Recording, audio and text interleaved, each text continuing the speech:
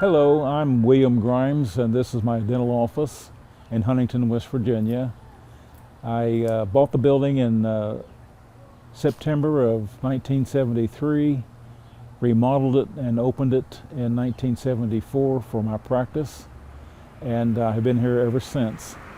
The building is a duplex, as you can see, and I occupied the left side and the right side, combining the two halves of the duplex into one single office. And I soon encountered a ghost and found out that the office is indeed haunted. And as a result of that, I put together a story which is involved in the haunting of this place. Mr. DeShavy, a retired New York homicide detective, was fascinated with this book because I have people entering in here their own stories, dated and signed. I required that in every case.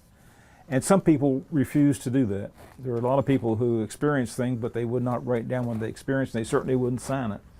But other people had the courage to do that. And Mr. DeShavy was fascinated with this book. He said, "I've never seen anything like this before." He said, it's the first time that I've ever seen this many witnesses who were willing to step forward and not only date and tell what they did, but to sign it in their own handwriting.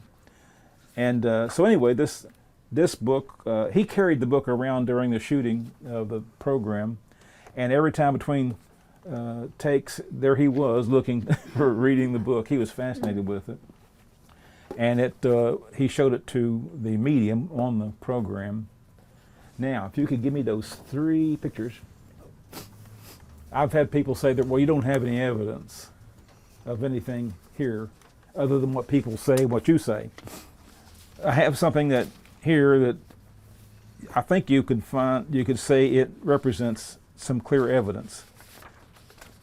I had Judy Eaton and Clint McElroy in here on New Year's Halloween evening, and they spent the whole night. He did. He was coming and going all the time. I don't think he did like the idea of being in a haunted place. But so for him, it was all bells and whistles and jokes and gaffs and giggles and things like that. Judy was sitting in that chair. There were about 5 or 6 people standing around, and I was explaining to her this little thing called an EVP monitor. When you get near an electronic signal, this thing goes off. And she was sitting there and holding it, and it was on. And all of a sudden it started blinking and whistling and everything. And she said, "What's going on?" And I said, "Well, you might be experiencing a ghost." And she said, "Really?" I said, "Yeah." So that's this photograph. Then it went off the charts. It went, everything was maxing out. And a fellow took a picture of her, and you can see it's fogged. And then it started ramping back down. She's still sitting there with it. A fella came over with another one of these things and was holding it right about here, and the photographer was here shooting this way. You can see she's a little bit fogged. Over here, you can't hardly see this chair, which is right there. But this fellow's arm is in focus. It's not in the fog. So whatever it was passing in front of this guy and behind this chair. So it was moving in that track right there. And it just slowly went across the room. So we had 2 electronic monitors and a photographer photographing this thing, and all mechanisms were recording this event at the same time. So a person could say we tricked this thing up. But there were 12 photographs taken in total. I chose these 3 because that was where the fuzzy area occurred. And I said, "Can you email these to me?" And he said, "Sure." So he emailed these 3 photographs to me, and I printed them out from my computer immediately. And so they are untouched. They're raw footage. That's all there is to it. And this is a good example of evidence of ghostly activity in this building, and it happens all the time when you least expect it. So Judy later on saw a dark, she was, explain, during the night they had air mattresses they brought with them so they could take naps on the air mattresses. In what we call the long room upstairs, Judy was on this end And she said twice, I saw a dark shadow go across over top of me. And she said I was texting people at the time. I thought, there it goes again, you know. This dark thing went over her and went to the doorway and disappeared. And she said, I thought it was cars casting shadows in the room. I said, no, you were seeing a residual ghost. A residual ghost is an event that just reoccurs, like a stuck record. It goes again, and you don't know when it's going to happen, but you'll see this event occurring. And it's usually just a blob of energy passing through a room, or you might see a person passing through a room, and that's it. That's all there is to it. Those things do not respond to any direction or any questions or anything else. It's just a form of energy that we don't understand that is replaying something that happened a long time ago. From what I know about this incident, the little girl being killed, I know that that was her mother. She was hiding in the back room, and she was recovered enough that she could come through that area, headed to the stairwell where her daughter had been mortally injured. And that was the night that the father, Cyrus, had attacked them. So I'm thinking that that is the mother passing through, and you can see it. I have a tape. I'll show it to you. You can see that on the tape. At the same time, no, it's upstairs. You got a ghost meter. You what? You want the ghost meter? The what? The ghost meter. Oh yeah, I could show them that. You want that? That thing there. I didn't show you this. This is. I don't have the battery. I don't have the battery, so it doesn't work right now. It won't work anyway. There's a meter, and then there's a light, and there's a buzzer sound that goes off. And you can go around the room. For example, if there is a bad electrical outlet, that's what this thing is for. It will show you a electromagnetic field around a bad connection. That's what electricians use these things for, testing circuitry. Ghost investigators found out that when a ghost is in the presence of one of these things, it fires off too. And the stronger the ghost energy, the higher it goes. I don't know if you've ever watched any investigations on television, but they use variations of this same system. I bought two. They're both in that photograph there. Judy Eaton was holding one of them, and the other fellow was reaching out with his in the same photograph. And they were both going crazy. I have walked around in the office at various times with this thing, with other people, and when the place was haunted, and we could pick up ghosts in the room. The little girl, Lavina, she loved to sit on this horse, and you could take this thing and you could find her head, you could go down and you could go down to her leg, and then it would go off. Bring it back this way, to go off, bring it back up to her head and go down. And you can see you can make an outline of the little girl on the horse with this machine. And if she would get off of the horse and be standing in front of you, talking to you, you could start. She was about this tall, and she'd go straight down to the floor with her. And I'd come up and I'd say, okay, here's how wide she is, and you can measure her shoulders. So this thing would tell you who was in front of you and how big they were. Fascinating piece of equipment. And then there are sound recordings. My sister and her husband were in here, and he had a recording device, and I told him, I said, well, she's sitting on this horse right now. And so I was doing this, and they could see the monitor, and he was recording our discussion. And all of a sudden she disappeared. And I said, well, she's not there. I said, let's go upstairs and see if we can find her up there. So we went upstairs, and she was sitting on another carousel horse up there. My sister said, well, there's a horse up there. And so she said, I'm not a horse. And you could hear that on his voice recording that he had.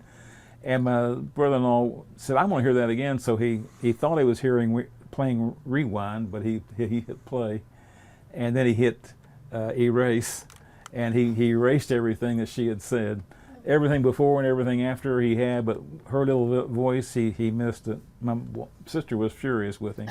So anyway, so the little bit of evidence that he had, he lost. But anyway, I'll take you on the tour now, and we'll let you see what's going on in the other areas of the building.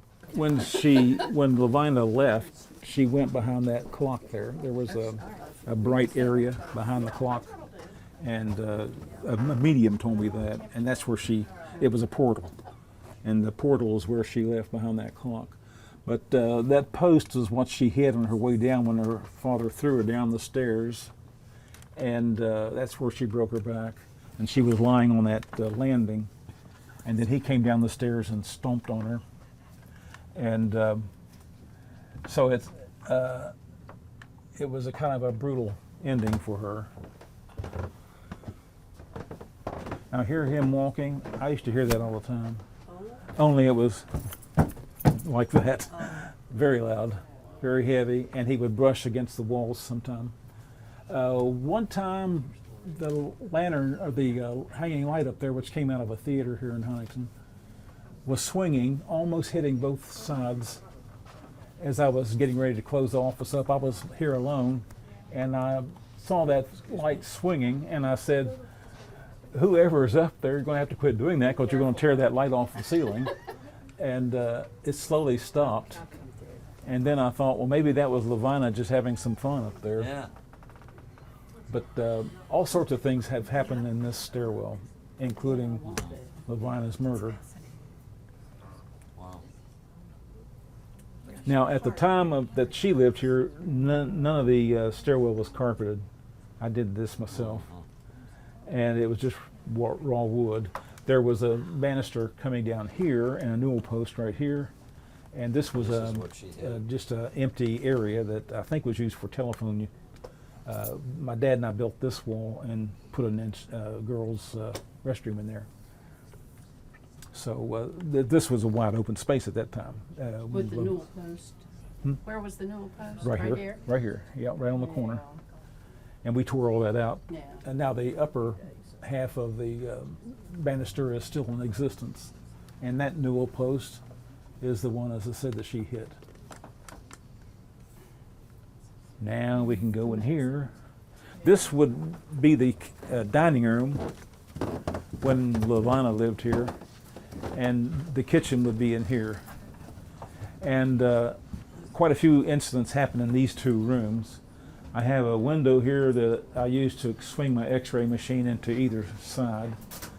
I was working on a patient in the other room, and I could see what I thought was my assistant standing right here. And I asked her, what are you doing? She was just standing there looking. She had her hands like that, and she was looking down. That's weird. And I said, what are you doing in there? And she suddenly moved this way out of my line of sight. And then I could hear her rattling instrument like that over here. And I stopped. I thought, oh, that was a ghost. And so I asked my patient, who has her back to this, I said, did you hear someone in the other room? She said, yeah, it sounded like she was doing something with some instruments. I said, okay, you heard a ghost. And she said, oh, shoot, why didn't you tell me? I said, I didn't know myself until just now. And she wanted to see one, but I came in here and it was gone, and she was really disappointed. Another time I was here working, I was running behind. I was about 45, 50 minutes behind time. Patients were out there looking at their watches and tapping their toes. And the woman in the chair was, I was working on a denture, and I had my denture over here and a bunch of pieces of equipment. I was working on it frantically, trying to get it finished where I could put it back in her mouth. And I saw through the window, a woman came up, and she was leaning over, kind of looking at what I was doing. Well, I could tell in my peripheral vision that she had black hair, so I assumed it was my receptionist. You can come from the reception area through my hygiene area into this room through a little doorway there. And she used to do that all the time, just come in and see what we were doing and then leave. And I thought, well, I don't need to talk to her. She can see where I am and my schedule and what I'm doing. And so I was frantically working there. And all of a sudden, the room got dark. And then it started getting light again. And I said, what was that? And so my assistant was sitting here on the chair, and she was like that. And her face was just absolutely drained of blood. And I said, are you okay? And she went like this. And I said, was it a, you know what? And she said, it was standing there watching you. And she couldn't hardly move. She was frozen. So I got the woman out of the room and I said, "What did you see exactly?" And she said, "She came in here. I thought it was Becky, my assistant receptionist." And she said, "But when she leaned over, I realized it wasn't her. She had black hair, but it wasn't her. And she was watching what you were doing, like she couldn't figure out why you were there doing that." And then she backed up, and when she backed up, the room just became dark, and then it lightened back up again. And she couldn't say anything. She said, "I was just frozen." And I didn't look up. That ghost was no more than 3 feet from me, and I didn't look up to see who she was. But anyway, that was So another. you thought maybe that was the mother? I think it was the mother. Her name was Bernice, and I believe that's who that was. Now, in this room, I was working on a patient seated here. The chair was back, and Oh, I don't either. a entity, we'll call it, came in here and was standing behind me. I knew that there was someone standing behind me. I assumed it was my assistant. The assistant who was seated here assisting me looked up, she said, "What do you want?" And she looked back down and we were working on this patient, and she didn't say anything. And she didn't look up a second time. She said, "What do you want?" And then she, boom, took off like a bat straight through this room. And that's when I thought, whoa, something wrong here. And I brought my stool back and looked down this way, and there was nobody there. The door was closed. And I thought, oh, it was a ghost.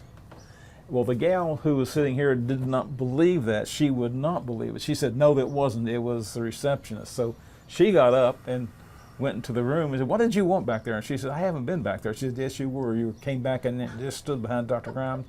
And she said, "I haven't moved from here." And she said, "Well, there was a patient here." She said, "No, it's just the one you have in the room." And so she came back in here and says, "Whoever it was left out of here someplace, and we don't know who it was." And I said, "I know who it was. It was a ghost."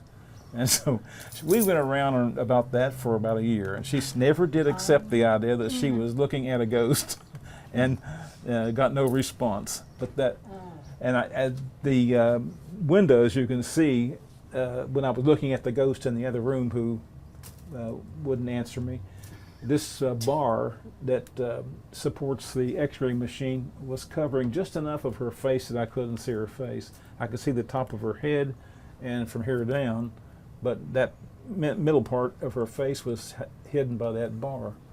So I can't say that I know exactly who she was, but when she moved this way, she didn't walk over, she went like that. And that's when I thought, oh golly, that was a ghost. Because when they move, they don't walk. They move like they're on ice skates or something. So they're very different. Anyway, now we'll go upstairs and I'll show you a few things up there. From up here, you get a different perspective of what it would be like to have someone pick you up and throw you down and hit that post. It's a more frightening fall than it does look from the downstairs. About 1977, I decided to try to communicate with a little girl by painting that portrait of her from memory. This? That's the way she appeared to me. She would be standing right here at the top of the steps every time that I saw her.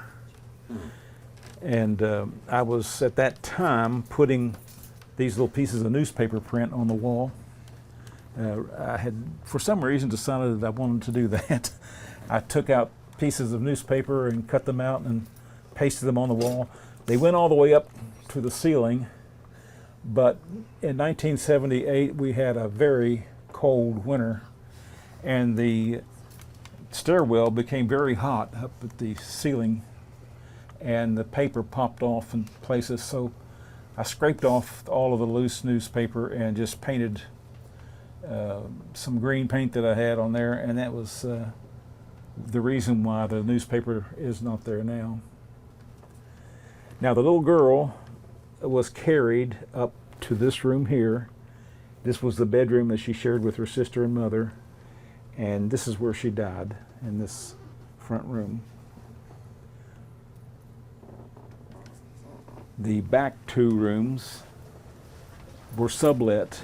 We don't know who the lady was who lived in these two rooms, but she could use the downstairs kitchen and other rooms in the house, but these were her private rooms. And we think that the father chased the two women back here and assaulted them back here. When they recovered, they came out. Now, this doorway did not exist at that time in the 1920s. There was a closet, a corner closet here, and the actual door was here. So that ghost entity that comes this way, the residual ghost, seems to come out of this bookshelf, but actually that's where the door used to be. And my dad and I took out this closet and sealed off the doorway just to make it more usable for this room here to put things in. Now, Hey, we'll honey, go. come over here. This is the other horse that I'm looking at your uh-huh. poster. The little girl used to ride on this one too. Oh, yeah. Rachel Fine, but she's in the grave. Oh, cool. This is our snack room. There used to be a woman that nobody could identify, but a lot of people saw her, and she would part these curtains and look out back. And when she saw that you were looking at her, she would back away from the window very quickly. So no one ever knew who she was or why she was always looking out the back window, but that's what she was doing. And I had a bunch of young girls came here from Charleston, South Carolina. They had heard about the place and wanted to go through, so I made an appointment with them to do a talk just as we're doing now. They were leaving. They had their cars parked out back, and I was locking the place up and walking through to go back to join them, to say goodbye to them, and all of a sudden they started screaming, and I ran out the back way to see what was going on, and they were all pointing up to this window, jumping up and down and yelling, oh my God, look at that, look at that. And there was the woman standing here in the window looking down at them, and then she backed away. When was that? So a lot of people I saw her several times. She had jet black hair that was pulled back and a white top like a blouse. And once she saw that you were looking at her, she would always back away from you. Could you explain about like the toys that got moved, things that constantly were in different places than you had left them before? Yeah. Mm-hmm. Would you talk about that? No, I don't think I did. No, would you? Oh, you? Could you mention that? You know, how you'd come up and things would be moved? Oh, that's downstairs in the hygiene room. I'm heading down there. All right, okay, all right. But this was a bedroom at that time that Lavina lived in this house. Not her bedroom. Hers would have been on that side over there. But as you can see, we've changed a lot of things around here. We turned this into a snack room. This is nice. So nice of you. This house is over 100 years old, so the floors creak a little bit. Now, coming through this the other thing is, this was not a long room when, in 1929, there was a wall here, which my dad and I took out, and that opened up this room to make it this way. This is what we call the long room. And at that time, this would have been a bedroom here, and he would have been in the bedroom on the other side. There was a window here, just like that one, which I took out and covered over. Now we can come down this way.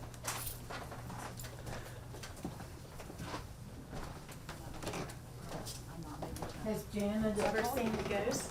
She hasn't seen a ghost, but she did deal with the ghost on several occasions.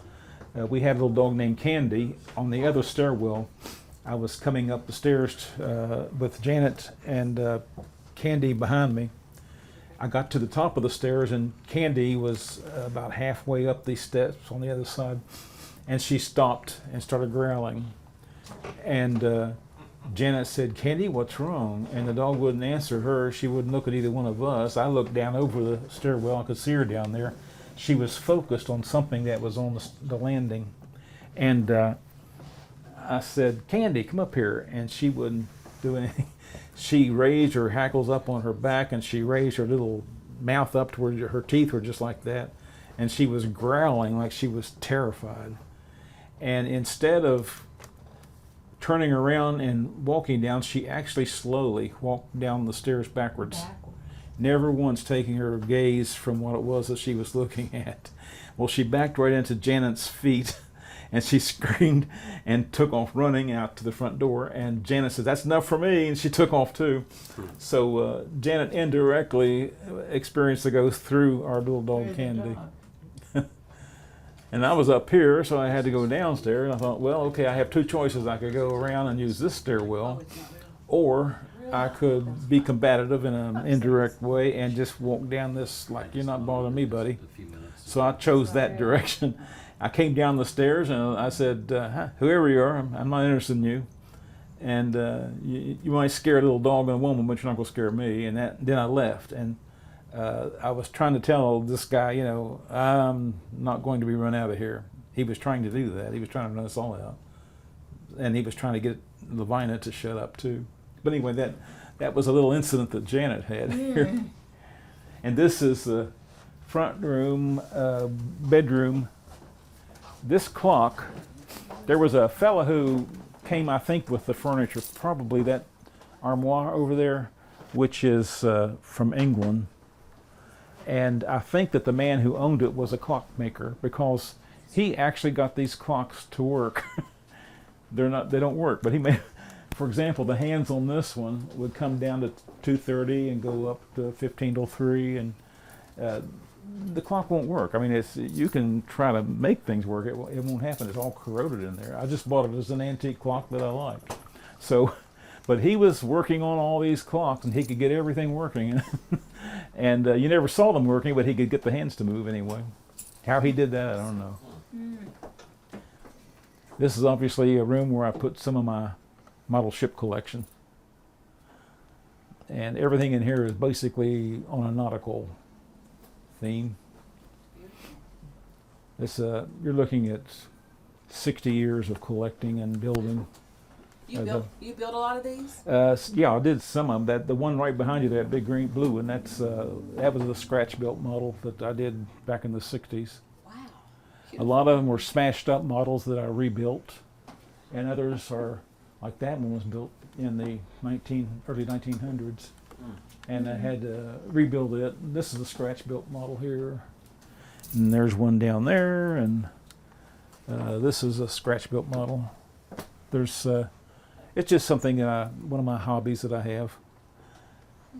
But others are purchased, like this one was a purchased model. This was a favorite model of a fellow who was the British Admiralty in the 1600s. I painted his portrait, Samuel Pepys. He kept a diary and he wrote about the London fire of 1666. And because of his connection with model ships, I always found an interest in him, so I decided one day to paint his portrait. And that's a portrait of Admiral Nelson, who defeated Napoleon's fleet in 1805 and prevented Napoleon from making an amphibious landing on British soil. So, there we are. Now we'll go down these stairs. This is my hygienist room. This is the room where everything was moved around. These boxes would be moved all over the room. And several times this x-ray arm would be completely extended when I come in here on Monday morning like that. There's no way it would do it on its own. You can push it yourself and see what it's like.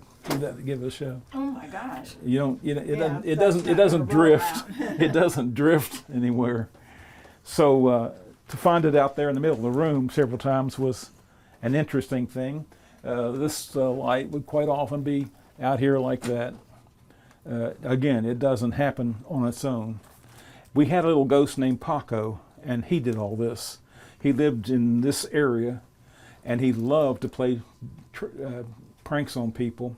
When investigators would be in here with all their sound equipment, they put sound equipment everywhere. He would run up to a mic and say, "Hi, I'm Paco," and he'd take off. You could hear him running to and from the speakers. So he was one ghost that I like to keep. He was funny. When the film crew came in here, he was always stealing things from them. He would hammers and nails and pieces of cloth and stuff, they'd turn around and it would be gone. I'd say, what happened? You know? And he would hide things in the office, and they would find them again and start using them. So it was a fun thing for him to be here. So when did he leave? Beg pardon? When did he He leave? left. The medium in 2012 told me how to get rid of the bad guy. There was a series of ceremonies that I had to go through, and to expunge him from the office and block him so he couldn't return. She taught me how to do that. And then she said, when you get rid of him, you'll see a big change in Lavina. She'll become just exuberant. And that's exactly what she did. And after a certain period of time, after she finally has a little bit of time to enjoy herself, then she will leave on her own. And the other ghosts who are in here, we counted as many as 15, they would leave on their own as well, once they knew that she was safe. So that's exactly what happened. We got rid of the bad guy, Cyrus. What did you do to get rid of him?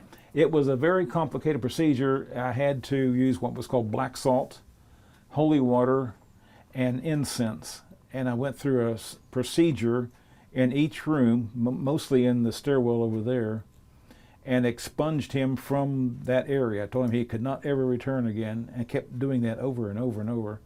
And putting holy water and sprinkling black salt in every corner of every room and across every doorway. Even the doorway that used to be there in 1929 that's not there now, and the doorway that used to be there behind you that's no longer there.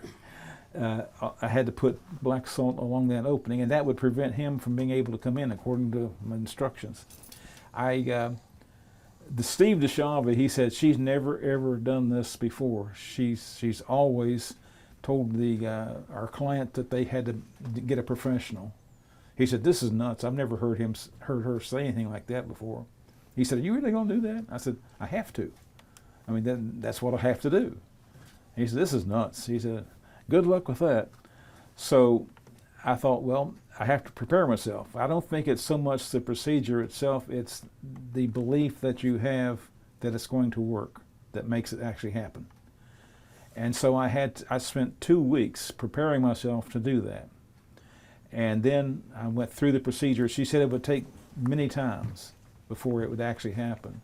But she said, you'll know when he leaves. You'll know when it actually has happened. Well, it was a funny thing. My wife came in here and she said, there's a difference in here. It's not the same as it was. And she said, I can feel like nobody's watching me. It's a happy place now. And patients would come in here and they'd say, what did you do different in here? There's something different going on in here and I can't figure it out. I don't know what it is. And I said, oh, we just made a few changes, but what did you do? You know, I don't understand. It seemed different in here. And so finally I started telling people, you know, well, we got rid of a bad ghost who was in here and the place is totally different now. I just actually. No, you're playing games with that. So that was the reason why I knew that he was gone. And then the little girl, Livy, you could hear her running around. You could hear like footfalls all over the place where she was playing like a little girl would play. And so we knew that she would soon leave. And I had some talks with her. I sat upstairs and I talked to her and I told her that we knew that she was going to go to a better place and that we were looking forward to her seeing that better place. Well, finally she just drifted away. How long did this take? Once you About, started this I think, 2 months. About 2 months before it happened.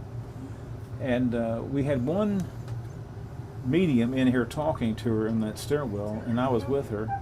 And she said, now, there's a bright light behind that clock on the stairwell. She said, that's where the portal is. That's where you can go. And she asked the medium, can I come back and visit? And the medium says, I think so.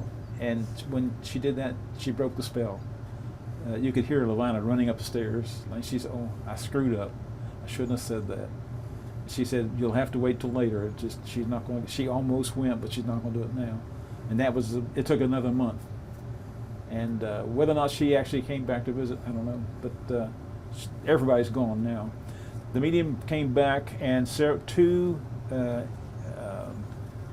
investigations were done, and everybody said it's all flatline. There's no entities in here now. The medium who was the most working, that I did most of the work with, said that if you could see it, you'd see that there's like a layer of water, maybe an inch deep on the floor.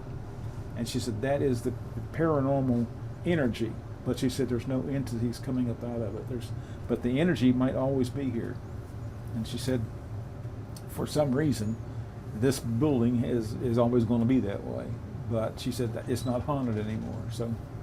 And when was this? When was it over, did you think? Beg pardon? When was it over? When you thought you got rid of everybody? That was 2012. 2012, and then 2014 is I got my book started, got it going.